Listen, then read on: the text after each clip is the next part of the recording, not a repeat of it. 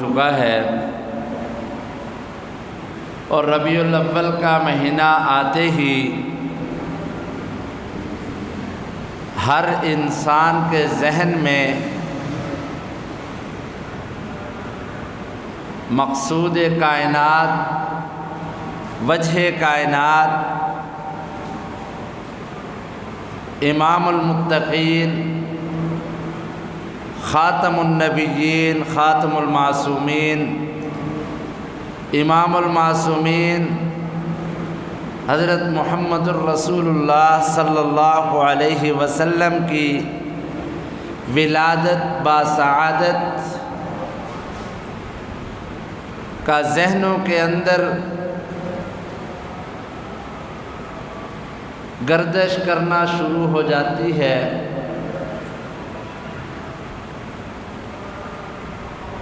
چنانچہ ہر انسان کے لیے اور ہر مسلمان کے لیے یہ خوشی کا مقام ہے، یہ خوشی کی چیز ہے کہ حضرت محمد الرسول اللہ صلی اللہ علیہ وسلم ماہ ربیع الاول میں ان کی ولادت باسعادت ہوئی،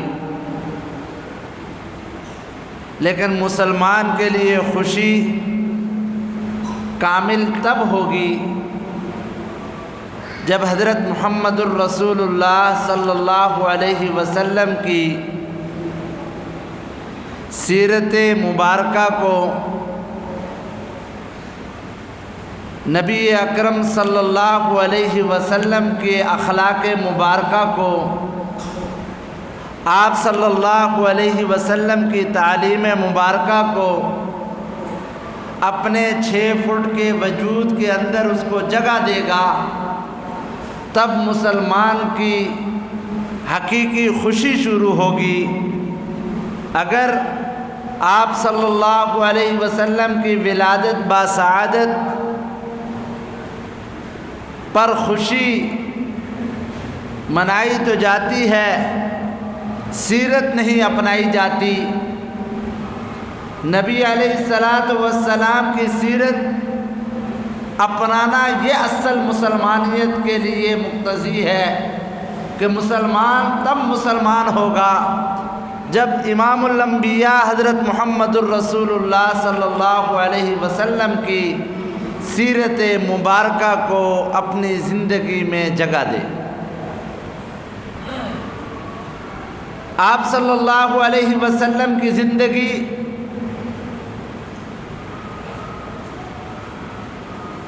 ربیع الاول سے لے کے ربیع الاول میں ہی اختتام پذیر نہیں ہو جاتی، بلکہ نبی اکرم صلی اللہ علیہ وسلم کی سیرت مبارکہ مسلمان مناتا نہیں ہے، مسلمان اپناتا ہے، تب یہ کامیاب ہوتا ہے۔ ہر انسان ذرا ٹھنڈے دماغ سے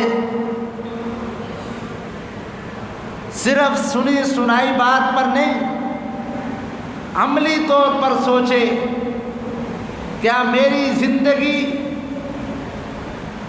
امام الانبیاء کے ساتھ زندگی میں ملاپ کھاتی ہے یا نہیں کھاتی؟ زبانی دعویٰ کافر بھی کیا کرتے تھے، زبانی دعویٰ سیرت کا، جشن کا، خوبصورتی کا، آپ کی پیدائش کی خوشی کا ابو لہب بھی بنایا کرتا تھا، عتبہ شیبہ بھی بنایا کرتے تھے، کافر بھی بنایا کرتے تھے، اس لیے کہ آپ صلی اللہ علیہ وسلم کی ولادت باسعادت، آپ کی پیدائش ہر ذی روح انسان، ہر سانس والی چیز کے لیے خوشی کی چیز ہے کہ آپ صلی اللہ علیہ وسلم ہر ذی روح کے لیے رحمت للعالمین بن کے آئے ہیں، راحت للعالمین بن کے آئے ہیں، اور شفیع المذنبین بن کے آئے ہیں۔ تو آپ صلی اللہ علیہ وسلم کی پیدائش کی وجہ سے ہر انسان کو، ہر جانور کو خوشی ہوئی ہے۔ آپ صلی اللہ علیہ وسلم کی ولادت سے تو کسی کافر کا بھی انکار نہیں ہے۔ اصل چیز کیا ہے کہ آپ صلی اللہ علیہ وسلم کے پیغام کو مانا جائے، آپ صلی اللہ علیہ وسلم کی دعوت کو مانا جائے، آپ صلی اللہ علیہ وسلم کے اخلاق کو اپنایا جائے، آپ صلی اللہ علیہ وسلم کے سیرت والے ہر کردار کو اپنایا جائے۔ ہمارے نبی صرف محدود زمانے کے لیے نبی نہیں تھے، ہمارے نبی صرف محدود قوم کے لیے نبی نہیں تھے، ہمارے نبی صرف محدود روش کے لیے نبی نہیں تھے، ہمارے نبی تو زندگی کے ہر پہلو کے لیے نبی تھے۔ آپ صلی اللہ علیہ وسلم پیدا ہوئے، آپ صلی اللہ علیہ وسلم کی پیدائش کی خوشی ہر ایک کو ہو گئی۔ جب آپ صلی اللہ علیہ وسلم 40 سال کے ہوئے تو اس سے پہلے آپ صلی اللہ علیہ وسلم کو کافر کہا کرتے تھے ہذا امین، یہ امین جا رہا ہے، امانت دار، یہ صادق جا رہا ہے، سچا جا رہا ہے، یہ اچھے کردار کا مالک انسان جا رہا ہے، اس کے اوپر ہر آدمی اس کے فیصلے پر متفق ہے، یہ وہ جا رہا ہے۔ اس کی مثالیں آپ صلی اللہ علیہ وسلم کی 40 سالہ زندگی سے پہلے ملتی ہیں۔ خانہ کعبہ کی تعمیر ہوئی، تعمیر کے بعد حجر اسود رکھنے کا ٹائم آیا کہ حجر اسود کیونکہ ایک جنت کا پتھر ہے، اس کو ہاتھ لگانا اعزاز کی بات ہے، اس کو نصب کرنا فخر کی بات ہے۔ چنانچہ آپ صلی اللہ علیہ وسلم نے جب دیکھا کہ خانہ کعبہ کی تعمیر ہو چکی ہے، اب حجر اسود کو نصب کرنا ہے، لگانا ہے، اب قوم کے اندر انتشار آ گیا، قوم کے اندر گرما گرمی شروع ہو گئی۔ عرب قوم تھی جاہل،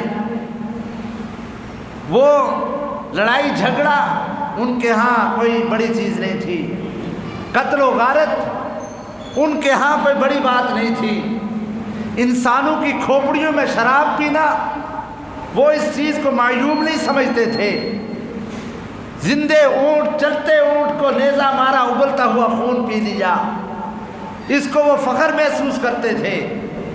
لڑکیاں پیدا ہو جاتی زمین برد کر دیا جاتا تھا، یہ اس کو فخر سمجھتے تھے کہ ہمارے ہاں کوئی دامادی رشتہ نہ آ جائے، اس کو وہ عیب سمجھتے تھے۔ چنانچہ ہر قوم کی ہر برائی عرب کے لوگوں میں موجود تھی، ذرا ذرا سی بات پر لڑ جھگڑ جاتے تھے۔ چنانچہ آپ صلی اللہ علیہ وسلم نے دیکھا کہ خانہ کعبہ تعمیر ہو چکا ہے، اب حجر اسود رکھنا ہے، ایسا نہ ہو کہ قریش قبائل آپس میں لڑنا پڑے۔ چنانچہ ان کے سرداروں نے فیصلہ کیا کہ لڑائی کی بات کوئی نہیں، جو صبح سب سے پہلے مسجد میں آئے، خانہ کعبہ میں سب سے پہلے داخل ہو جائے، آپ اسی سے فیصلہ کرا لیجئے گا، وہ آپ کا فیصلہ ایمانداری اور امانتداری کے ساتھ کرے گا، وہ آپ کا فیصلہ غلط نہیں کرے گا، لہٰذا میں سردار ہونے کے ناطے تم میں صلح کی ایک شک یہ نکالتا ہوں کہ جو سب سے پہلے بیت اللہ میں داخل ہو جائے اس سے اپنا فیصلہ کرا لیں۔ صبح ہوئی، آپ صلی اللہ علیہ وسلم سب سے پہلے بیت اللہ میں پہنچ گئے۔ مسجدوں میں سب سے پہلے آنا یہ انبیاء کا کام ہے، اور انبیاء کے پیروکار بھی مسجدوں میں آیا کرتے ہیں۔ انبیاء کے ماننے والے، نبی کے ماننے والے بھی مسجد کا رخ زیادہ کیا کرتے ہیں، مسجدوں کے ساتھ تعلق زیادہ لگایا کرتے ہیں، اور اس کے ساتھ دوستی زیادہ رکھا کرتے ہیں، اس لیے کہ جو جس کے ساتھ محبت کرے گا، اللہ کے نبی نے فرمایا کل قیامت کے دن اس کا حشر انہی لوگوں کے ساتھ ہونا ہے۔ چنانچہ جب سب کی نظر پڑی آپ صلی اللہ علیہ وسلم پر، فرمایا اب ہمارا فیصلہ یہ جو کر لیں، یہ محمد الرسول اللہ ہیں، یہ محمد بن عبداللہ ہیں، ان کا ہر فیصلہ ہمیں منظور ہے۔ یہ اس وقت کے کافر بھی کہہ رہے ہیں، اور نبوت ملنے سے پہلے کہہ رہے ہیں۔ یہ خانہ کعبہ کی تعمیر کا جو سلسلہ ہے یہ آپ صلی اللہ علیہ وسلم کی ولادت سے پہلے کا ہے، آپ کی نبوت ملنے سے پہلے کا مسئلہ ہے۔ ولادت ہوئی، خانہ کعبہ کی تعمیر ہوئی، اور آپ صلی اللہ علیہ وسلم جب نبی بنے تو نبی بننے سے پہلے حجر اسود رکھنے کا مقام آیا، تو اس وقت آپ صلی اللہ علیہ وسلم نے یہ فیصلہ کیا یہ کہ ایک چادر منگوائی، چادر منگوا کر حجر اسود کو خود اٹھا کر اس میں رکھ دیا۔ تمام قبائل کے سرداروں کو، وڈیروں کو بلایا اور کہا کہ ہر ایک چادر کا کونا پکڑ لے اور وہاں تک رکھ لے۔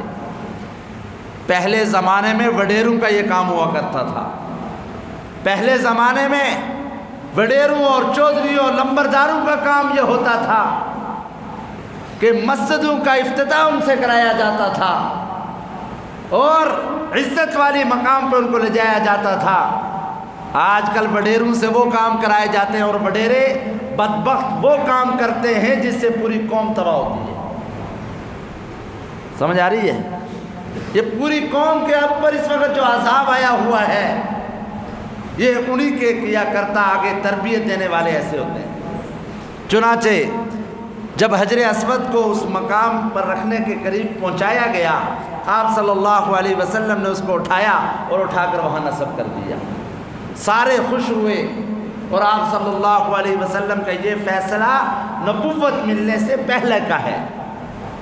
آپ کو منصب نبوت 40 سال کی عمر میں ملی ہے کہ آپ صلی اللہ علیہ وسلم کے اوپر جب پہلی وحی نازل ہوئی، اقرأ بسم ربک الذی خلق خلق الانسان من علق اقرأ وربک الاکرم الذی علم بالقلم علم الانسان ما لم يعلم، یہ جو 5 آیتیں ہیں یہ اس وقت نازل ہوئی جب آپ صلی اللہ علیہ وسلم غار حرا میں تھے۔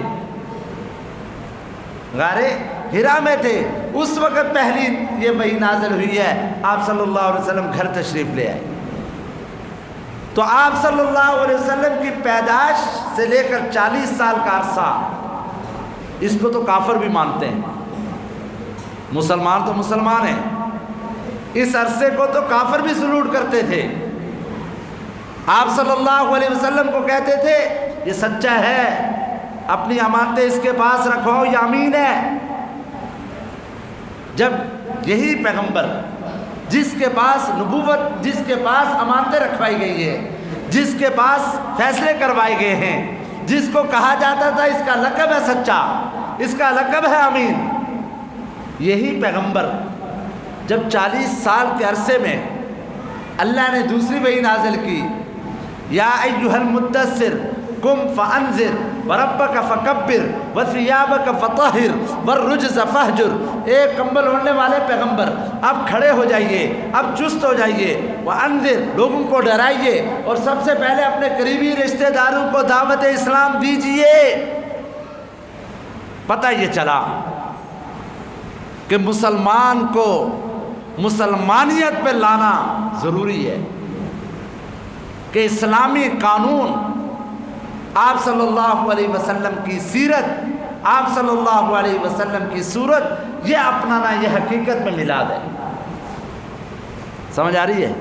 حقیقی میلاد یہ ہے کہ ہمیں نبی کی صورت بھی پسند ہو، حقیقی میلاد یہ ہے کہ ہمیں نبی کی سیرت بھی پسند ہو، حقیقی میلاد یہ ہے کہ ہمیں نبی کے شادی کا طریقہ بھی پسند ہو، حقیقی میلاد یہ ہے کہ ہمیں نبی کے جنازے کا طریقہ بھی پسند ہو، حقیقی میلاد یہ ہے کہ ہمیں خاندان کے اندر نبی کا طریقہ اپنانا یہ پسند ہو، حقیقی میلاد یہ ہے جب ہم مر جائیں رسم و رواج کو چھوڑ کر سنت طریقے کو اپنائیں، یہ حقیقی میلاد ہے۔ ہم جب کاروبار کریں تو آپ صلی اللہ علیہ وسلم کے سیرت کے مطابق کریں، یہ حقیقی میلاد ہے۔ کیا یہ میلاد ہوا کہ اپنی مرضی آئی تو ہم نے ہر ایک کو ارے گہرے نتھو گہرے کو بلا لیا اور کہہ دیا جی ہمارا میلاد شریف ہو رہی ہے؟ کبھی ہم نے اس لفظ پہ غور کیا ہے؟ میلاد لفظ غور کیا، عربی کا لفظ ہے میلاد، سمجھ آ رہی ہے؟ اور ہمارے یہاں کہتے ہیں، اردو کے یہاں کہتے ہیں ڈیلیوری کیس، سمجھ آ رہی ہے؟ اور ہر ایک کی زبان میں مختلف الفاظ ہیں۔ عربی کے اندر پیدائش کو میلاد کہا جاتا ہے۔ جیسے ہمارے ہاں بچے کی ولادت ہو رہی ہے، بچے کی ڈیلیوری کیس ہے، سمجھ آ رہی ہے؟ تو اب وہاں بچہ پیدا ہونے کو عربی کے اندر میلاد کہتے ہیں، اور ہم کیا کہہ رہے ہیں؟ آ جاؤ جی آج میلاد شریف بن رہی ہے، کہ آپ صلی اللہ علیہ وسلم آج پیدا ہو رہے ہیں؟ لفظ پہ غور کرو، بات سمجھ آ جائے گی۔ آپ سے یہ مطالبہ کہیں نہیں ہے کہ آپ میلاد بنائیں، آپ سے مطالبہ یہ ہے کہ آپ نبی کی سیرت اپنائیں، یہ اصل بات ہے۔ میلاد وہ بناتا ہے جو سیرت نہیں اپناتا، باتیں وہ بناتا ہے جس نے عمل نہیں کرنا ہوتا۔ اصل ہے میلاد بنانا نہیں، میلاد والے کی بات ماننا، یہ اصل بات ہے۔ آپ صلی اللہ علیہ وسلم نے فرمایا الراشی والمرتشی کلاہما فی النار، یہ سیرت ہے کہ رشوت لینے والا رشوت دینے والا دونوں جہنمی ہیں۔ سمجھ آ رہی ہے؟ اب ادھر رشوت بھی لے رہا ہے، ادھر میلاد بھی بنا رہا ہے۔ اللہ کے نبی نے فرمایا آدمی جب مر جاتا ہے سب سے پہلے نماز کا حساب ہوگا، میلاد بنانے والے حضرات فجر میں غائب ہوتے ہیں۔ سمجھ آ رہی ہے؟ آپ صلی اللہ علیہ وسلم نے فرمایا کہ ماں باپ کا نافرمان شخص جنت نہیں جا سکتا۔ آج ہمارے بچے نوجوان جو اپنے آپ کو جاہل اور کہتے ہیں ہم روشن خیال تعلیم یافتہ ہیں، ہمارے بڈھے ابا کو کیا پتہ ہے، اماں کو کیا پتہ ہے، یہ تو جاہل ہے۔ سمجھ آ رہی ہے؟ جس ماں نے تجھے 9 مہینے اٹھائے رکھا، سمجھ آ رہی ہے، اور جس ماں نے تجھے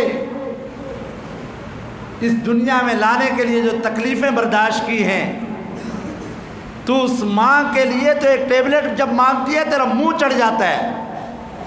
اس نے تجھے 9 مہینے پیٹ میں رکھا اور ٹھنڈا پانی نہیں پیا، ایسی چیز نہیں کھائی جو اس کا دل چاہتا تھا کہ کہیں میرا بچے کو نقصان نہ ہو جائے۔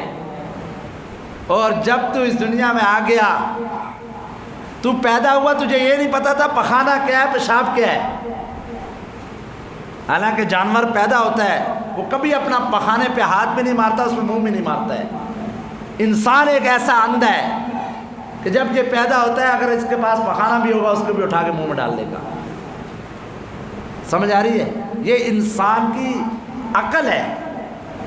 اور جب یہی انسان 10 سال سے اوپر ہوتا ہے، 11 سال 12 سال، اب یہ چھوڑا ہوتا ہے، سمجھ آ رہی ہے؟ پھر ماں کو بھی کچھ نہیں سمجھتا، استاد کو بھی کچھ نہیں سمجھتا، بڑے بزرگ کو بھی کچھ نہیں سمجھتا، اپنے خاندان کے بڑوں کو بھی کچھ نہیں سمجھتا۔ پھر یہی جس کی یہ 15-20 سال کی ایج گزرتی ہے، 40 سال کا گزر ہو جاتا ہے، پھر یہ ساری باتیں اس کو سمجھ آنا شروع ہوتی ہیں۔ سمجھ آ رہی ہے؟ کیوں کہ ہم نے سیرت نہیں اپنا رہے کہ آپ صلی اللہ علیہ وسلم نے فرمایا ماں اور باپ ان کے قدموں تلے تمہارے لیے جنت ہے، جس کو چاہیے جنت وہ اپنے ماں باپ کو خوش کرے، اپنے لیے جنت میں جگہ بنا لے۔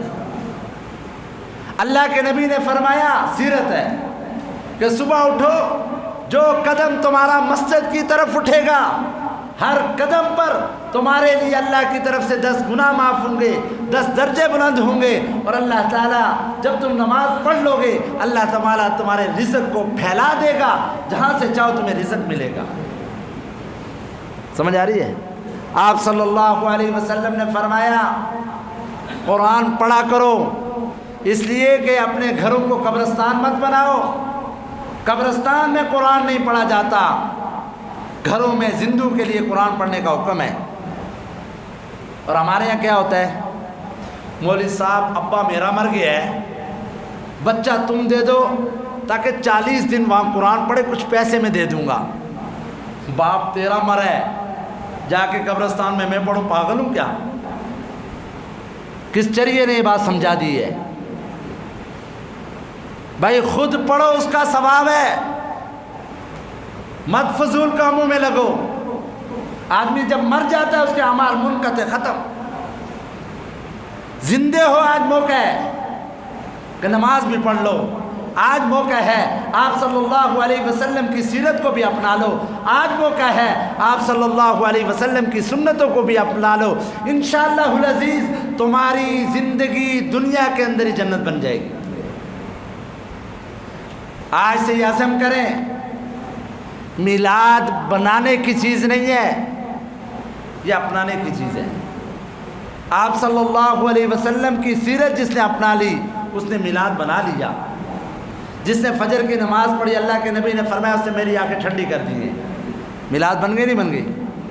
آپ صلی اللہ علیہ وسلم نے فرمایا جس نے مجھ پر درود پڑھا، سمجھ آ رہی ہے، اس نے مجھے خوش کیا، میلاد بن گئی۔ جس نے ماں باپ کے سامنے پست آواز نکالی، ماں باپ کی اطاعت و فرما برداری کی، آپ صلی اللہ علیہ وسلم نے فرمایا اس نے مجھے خوش کیا ہے۔